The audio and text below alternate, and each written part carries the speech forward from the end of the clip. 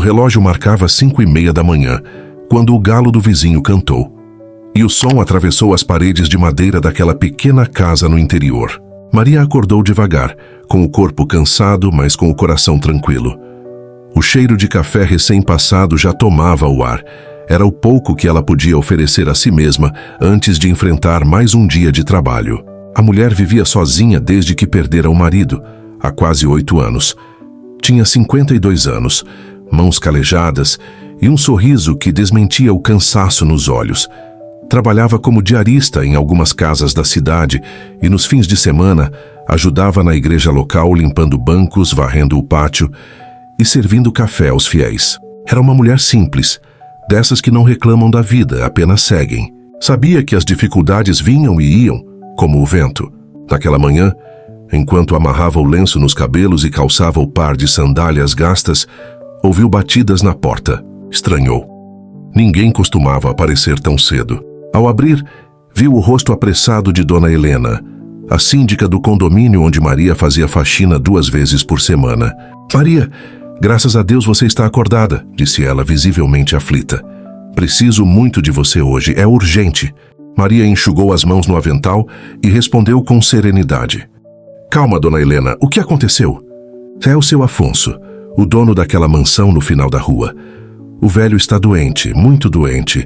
A enfermeira particular foi embora ontem à noite dizendo que não aguentava mais e a família dele... Bom, você sabe como eles são. Ninguém quer cuidar dele." Maria franziu o senho, surpresa. Sabia quem era o Sr. Afonso. Todos na cidade sabiam. Um homem de posses, dono de metade das terras da região e de um temperamento difícil. Sempre fora conhecido por sua arrogância e raramente se via alguém entrar ou sair de sua casa. "E a senhora quer que eu vá cuidar dele?" perguntou hesitante. "É, minha filha. Eu pensei em você. Você tem paciência, é boa, tem coração. Ele precisa de alguém assim. Eu já falei com o advogado dele. Ele vai pagar bem se você aceitar." Maria ficou em silêncio por alguns segundos. Cuidar de um homem enfermo e rabugento não era o que ela esperava para aquele dia. Mas o dinheiro seria bem-vindo. O telhado da casa precisava de reparos e o inverno se aproximava. "Está certo, Dona Helena. Eu vou", disse por fim com um olhar firme. "Que bom", respondeu a síndica aliviada. "Passe lá ainda hoje, ele está sozinho e ninguém sabe quanto tempo mais vai resistir." Maria apenas assentiu. Pegou sua bolsa e um casaco surrado e saiu. O portão da casa de Afonso era grande, de ferro antigo, com detalhes dourados já cobertos pela ferrugem.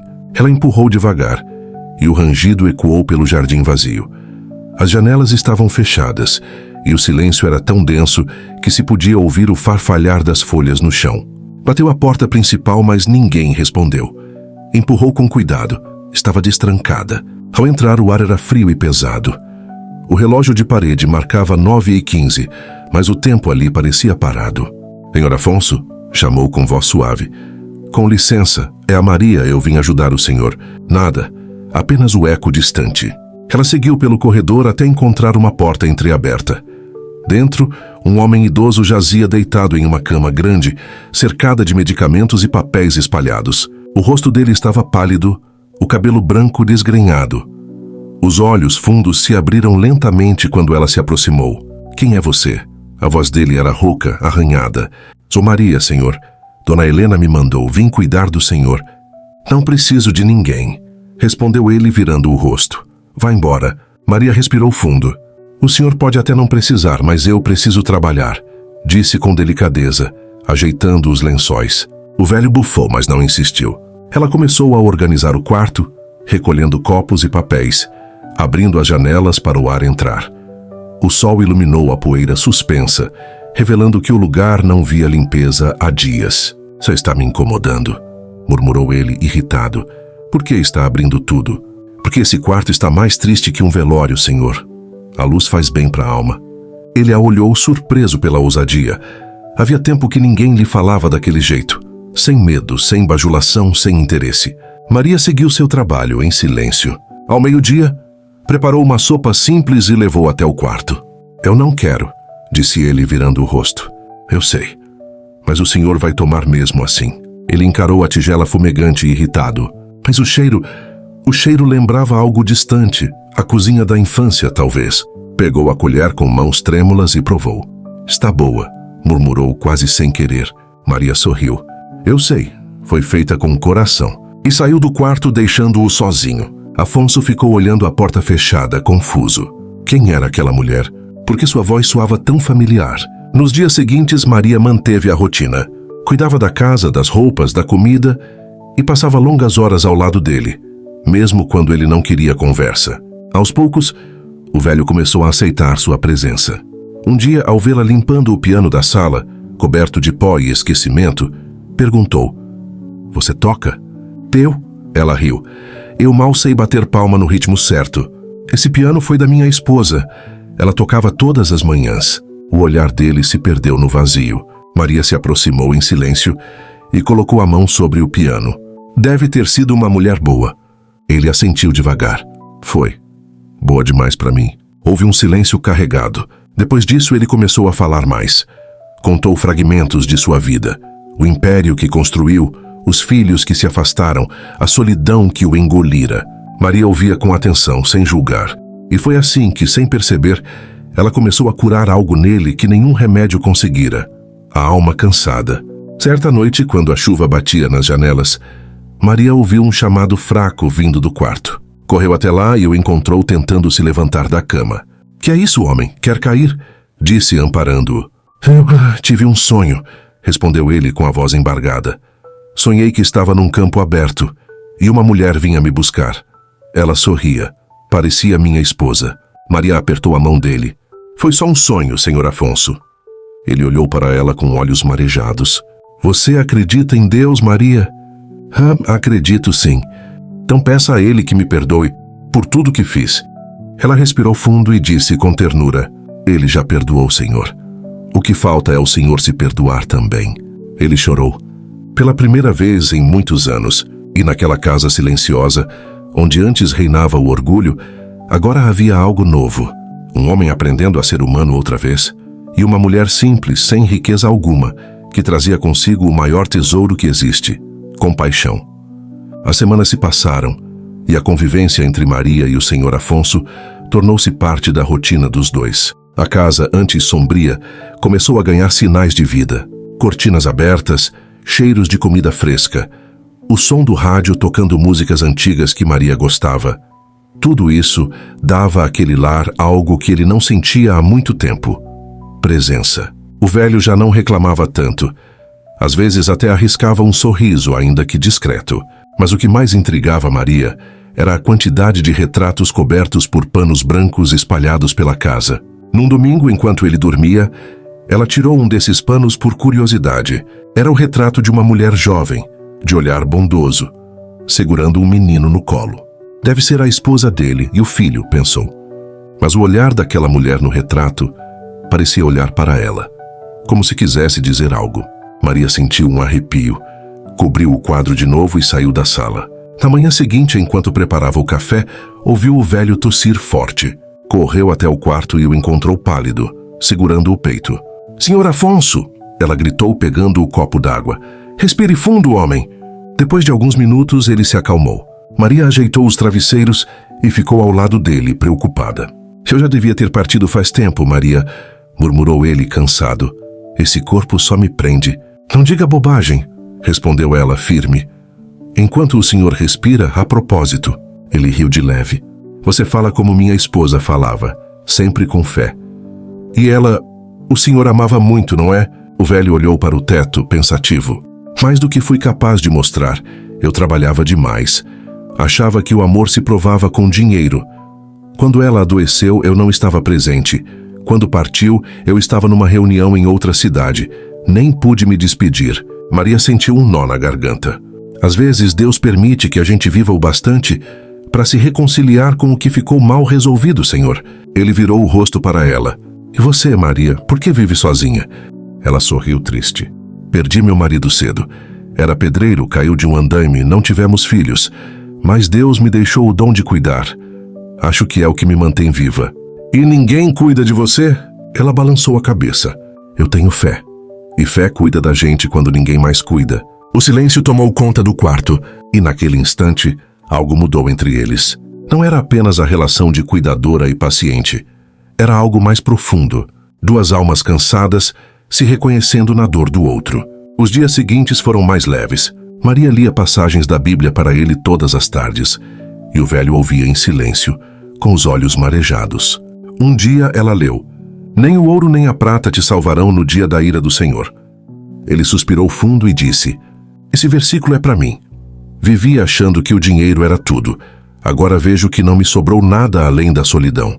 "Ainda lhe sobra tempo", respondeu ela. "E isso vale mais do que qualquer fortuna." Ele sorriu pela primeira vez com sinceridade. Certa tarde, enquanto varria o corredor, Maria ouviu um som diferente vindo do escritório. Era o velho falando sozinho, ou parecia. A porta estava entreaberta. Ela se aproximou e ouviu: "Sim, está tudo no testamento. Mas não quero deixar nada para eles." Um silêncio breve. "Quero que ela receba." Maria franziu a testa. "Ela quem?" pensou. Ele percebeu o movimento na porta. Interrompeu a ligação. "Maria!" chamou ríspido. "O que está fazendo aí?" "Desculpe, senhor, achei que o senhor estava passando mal." Ele a encarou por alguns segundos. Depois respirou fundo e amaciou o tom. "Não é nada, pode ir." Mas algo no olhar dele denunciava que não era apenas nada. Naquela noite, Maria rezou antes de dormir, pedindo a Deus que iluminasse o coração do velho. Enquanto murmurava suas orações, ouviu barulhos na cozinha. Levantou-se e encontrou Afonso de pé, tentando alcançar uma garrafa d'água no armário. "Meu Deus, o senhor vai cair!" exclamou correndo até ele. Ele tropeçou e ela o segurou. Ficaram frente a frente por um segundo. Ele ofegante e ela com o coração disparado. "O senhor precisa descansar", disse firme. "Maria", murmurou ele baixando o olhar. "Eu não queria morrer sem agradecer." "Não precisa agradecer." "Preciso sim. Você me tratou como ninguém tratou, nem os meus." Ela apertou a mão dele. "O senhor ainda tem chance de consertar as coisas." Ele assentiu, mas seus olhos mostravam um segredo pesado. Na manhã seguinte, chegaram dois homens engravatados, o advogado e o filho mais velho de Afonso, que Maria ainda não conhecia. O homem, bem vestido, arrogante e frio, a olhou de cima a baixo. "A senhora é a cuidadora?" perguntou sem simpatia. Sim, senhor." "Espero que esteja recebendo bem para isso. Meu pai sempre gostou de se cercar de gente interessada." Maria não respondeu, mas o velho, da cama, ergueu a voz com firmeza. "Eduardo, cuidado com o que diz. Essa mulher tem mais dignidade que muitos da nossa família." O filho ficou mudo por um instante, sem acreditar no que ouvira. "Pai, o senhor está confundindo as coisas." "Estou mais lúcido do que nunca", respondeu Afonso. "E se você veio por dinheiro, pode voltar pelo mesmo caminho." O advogado tentou intervir, mas o clima já estava tenso. Eduardo bufou e saiu batendo a porta. Maria permaneceu em silêncio, mas o velho parecia exausto. "Ele é igual a mim", murmurou entristecido. "Orgulhoso demais para amar." Maria segurou sua mão. "Então reze para que Deus o mude, antes que o tempo faça o mesmo que fez com o Senhor." Ele sorriu de leve. "Maria, você é a primeira pessoa que me fala de Deus sem tentar me vender algo em troca." Ela sorriu. "É que eu não falo de Deus. Eu vivo com Ele." Naquela noite, quando ela foi verificar se ele dormia, percebeu uma carta aberta sobre a mesa.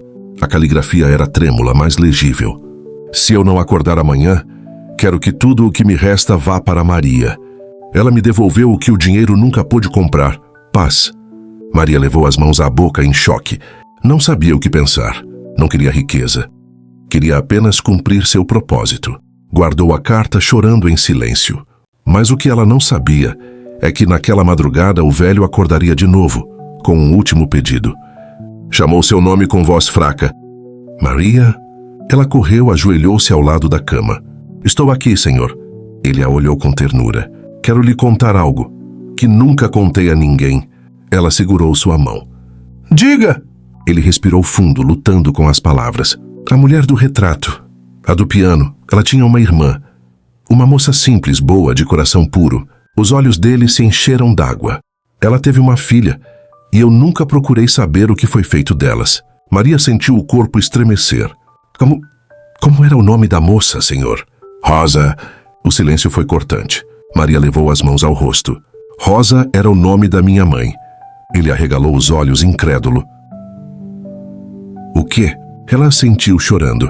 Minha mãe se chamava Rosa e dizia que a irmã dela morreu jovem, casada com um homem rico que nunca mais procurou a família. O velho ficou imóvel. As lágrimas escorreram silenciosas. Meu Deus! Maria o abraçou. O senhor era o marido da minha tia. E naquele instante, o mundo pareceu parar. O silêncio que se instalou naquele quarto era quase sagrado. Maria e o senhor Afonso permaneciam imóveis, os olhos marejados, cada um tentando compreender o milagre ou o castigo que acabara de acontecer. Duas vidas unidas pelo tempo, separadas pela culpa e agora reunidas pelo arrependimento. Rosa, murmurou Afonso com a voz trêmula, o olhar perdido em algum ponto entre o passado e o presente.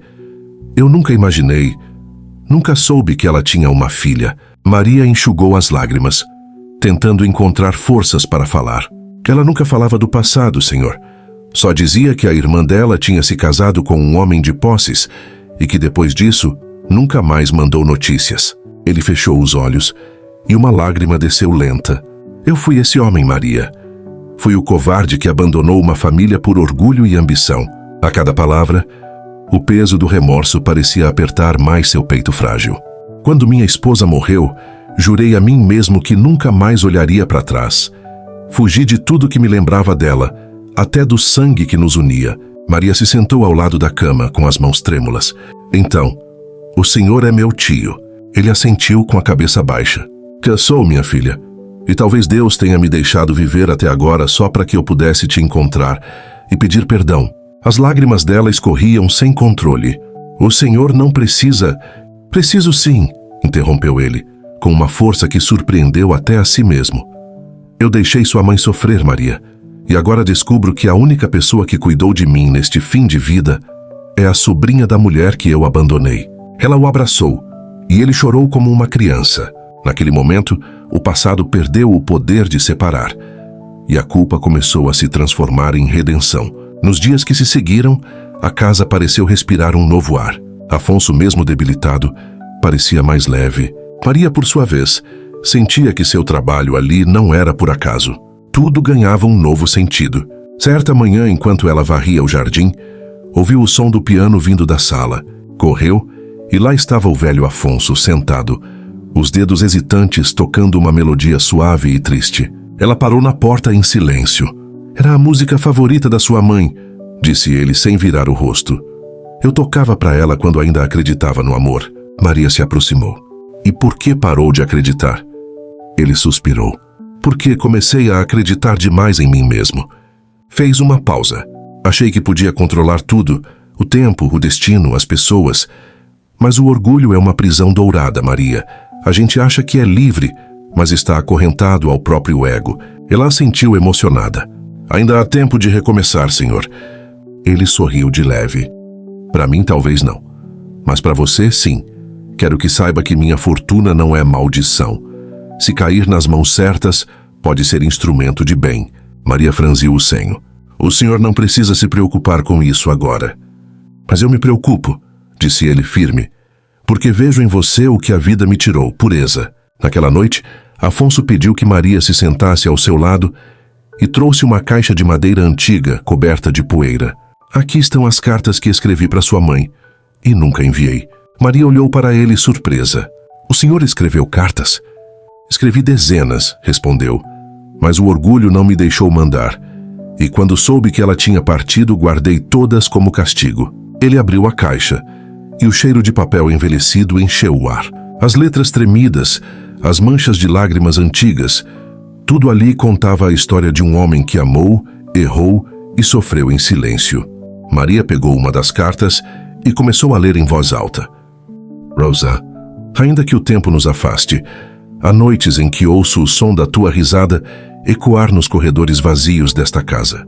Você foi o único lar que tive, e fui eu quem colocou fogo nele. Se um dia Deus me der chance de voltar, eu voltarei como mendigo só para te pedir perdão. Ela parou, a voz embargada.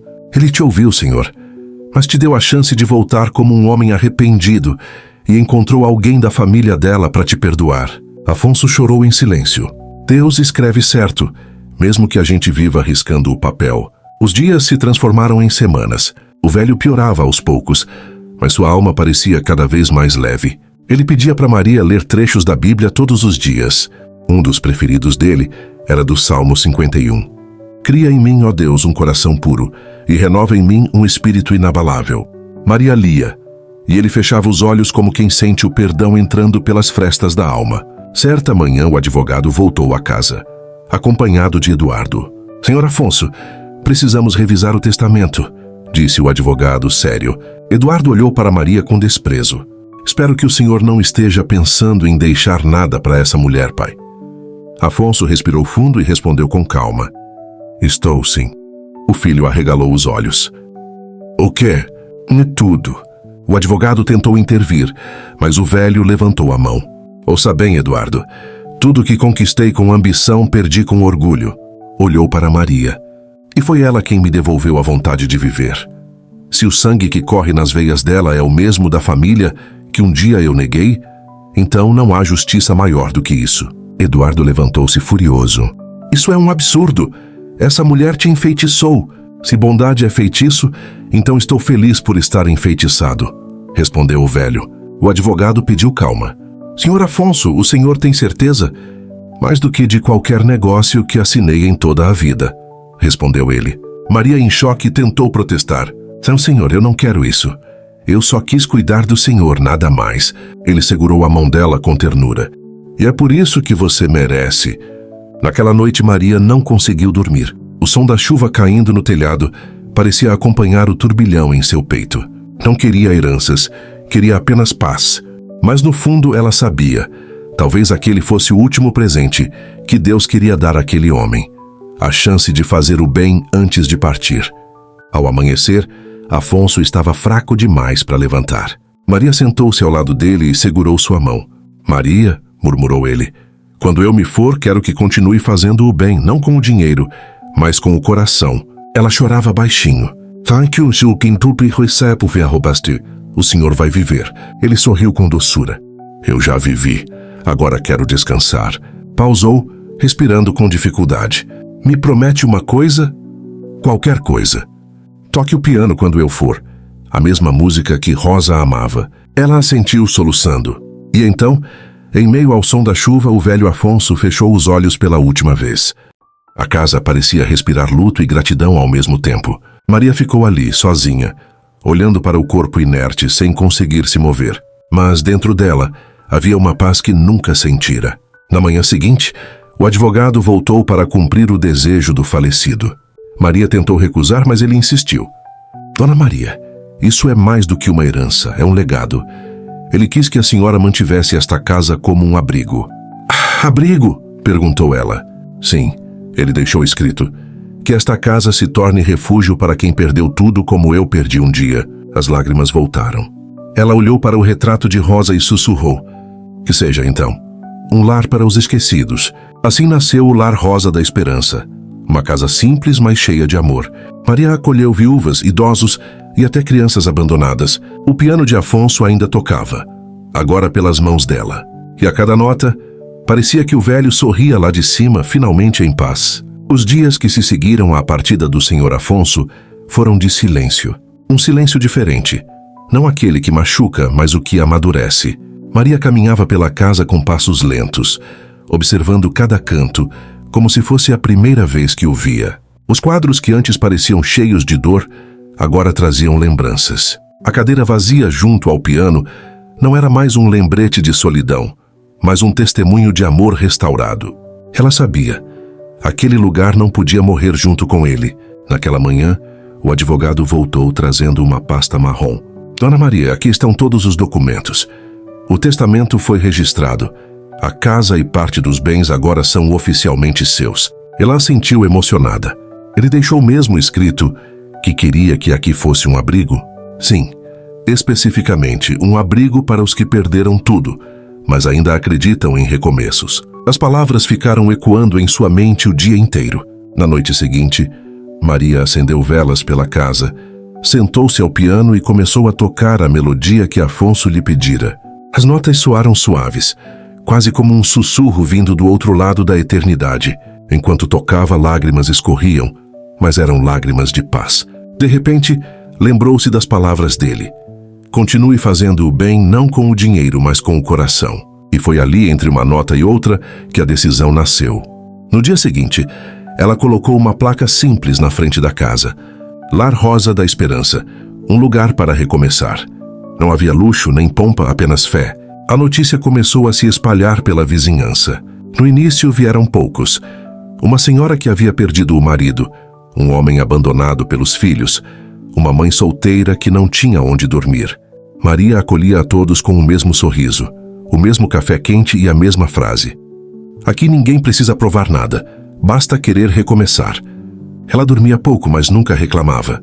Lavava, cozinhava, cuidava e à noite sentava-se com os novos moradores para ouvir suas histórias. Cada um trazia uma dor, mas também uma semente de esperança. E assim, pouco a pouco, aquela casa antiga se tornou viva de novo, não mais pela presença de um homem rico, mas pelo amor de uma mulher simples. Certo dia, enquanto varria a varanda, Maria viu um carro parar na frente da casa. Dele desceu Eduardo, o filho de Afonso. Estava visivelmente abatido, o terno amassado, o olhar cansado. Ela hesitou por um instante, mas abriu o portão. "O senhor veio ver a casa?" Ele assentiu sem encará-la. Soube que a senhora transformou isto num abrigo. Foi o que ele pediu. Eduardo olhou em volta. Ele falava muito comigo. Sobre negócios, sobre dinheiro, sobre poder, mas nunca sobre amor. Maria respirou fundo. Às vezes, é preciso perder tudo para aprender o que é essencial. Ele assentiu com os olhos marejados. Eu fui um tolo. Quando li o testamento, achei que o senhor Afonso estava delirando. Fez uma pausa longa. Agora vejo que ele estava lúcido pela primeira vez. Maria se aproximou serena. O senhor ainda pode honrar o nome dele. Como? Perguntou com a voz embargada. Vivendo diferente. As palavras simples o atingiram como um golpe suave e profundo. Eduardo abaixou a cabeça. Posso entrar? Claro. Ele caminhou pelos corredores, agora cheios de vida. Viu idosos conversando na sala. Uma criança brincando com um gato no tapete e uma mulher cantando enquanto lavava pratos. Tudo tão diferente da casa fria que ele conhecera. Parece outro lugar, murmurou. Não parece, respondeu Maria. É outro lugar. Nos dias seguintes, Eduardo passou a visitar o abrigo com frequência. Ajudava financeiramente, reformou os cômodos e até trouxe médicos voluntários para cuidar dos idosos. Mas o que mais impressionava era a transformação dele. O homem orgulhoso tornara-se alguém simples, generoso, quase irreconhecível. Um dia ele encontrou Maria no jardim regando as flores. Dona Maria, sabe o que descobri? O quê? Que a herança que ele me deixou não foi o dinheiro, foi você. Ela sorriu com ternura. Eu? Sim, a senhora me mostrou o que é o verdadeiro legado, fazer o bem sem esperar retorno. Ela ficou em silêncio por um instante e depois respondeu. O bem é como a água, não importa por onde passe, sempre deixa vida. O tempo passou. O Lar Rosa da Esperança cresceu.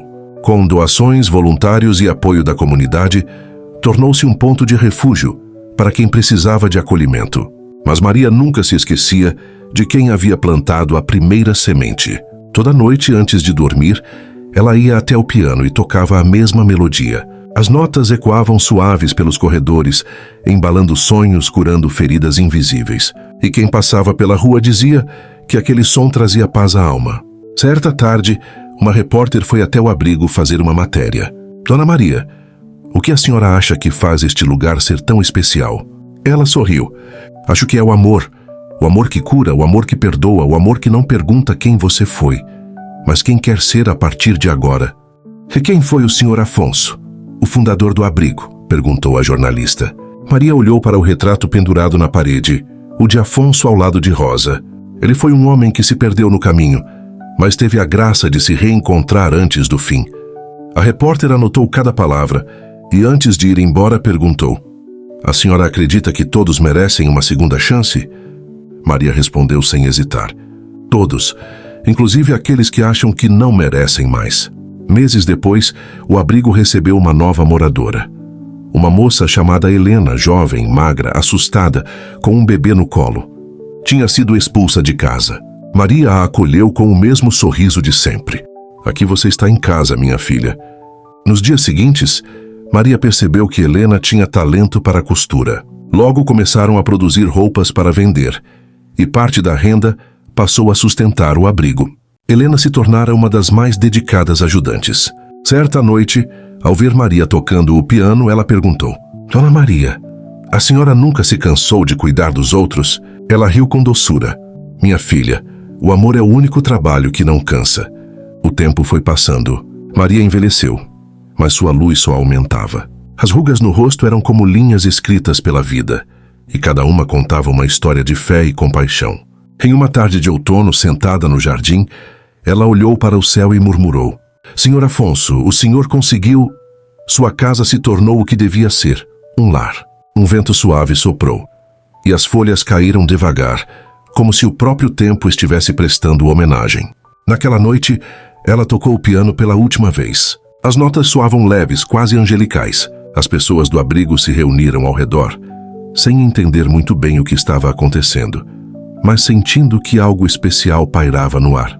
Maria sorriu, olhou para o retrato de Rosa e sussurrou: "Já cumpri minha parte, minha tia. Agora é com eles." E silenciosamente fechou os olhos enquanto a última nota ainda vibrava no ar. No dia seguinte, os moradores do abrigo encontraram-na assim serena, com um leve sorriso no rosto. A notícia se espalhou rápido, e todos que um dia haviam passado pelo Lar Rosa da Esperança voltaram para prestar homenagem. Eduardo, agora um homem transformado, discursou diante do piano. Ela nos ensinou que o verdadeiro milagre não está em ressuscitar os mortos, mas em fazer os vivos voltarem a amar. E naquele momento todos compreenderam. Maria havia partido, mas seu legado era eterno. O abrigo continuou funcionando, firme e cheio de vida. Na entrada, uma nova placa foi colocada: "Fundado por Maria, guiado por Deus, sustentado pelo amor." E ao lado do piano, uma pequena frase gravada em bronze dizia: "A mulher simples que cuidou de um idoso sem saber quem ele era e mudou o destino de muitos." Essa história nos ensina que nenhum gesto de bondade é pequeno demais, que às vezes o que parece coincidência é o próprio Deus movendo peças invisíveis para curar o passado. Maria não buscava recompensa e por isso foi recompensada com o que o dinheiro não compra: propósito. E o velho Afonso nos lembra que nunca é tarde para se arrepender, para amar. Essa história nos ensina que nenhum gesto de bondade é pequeno demais, que às vezes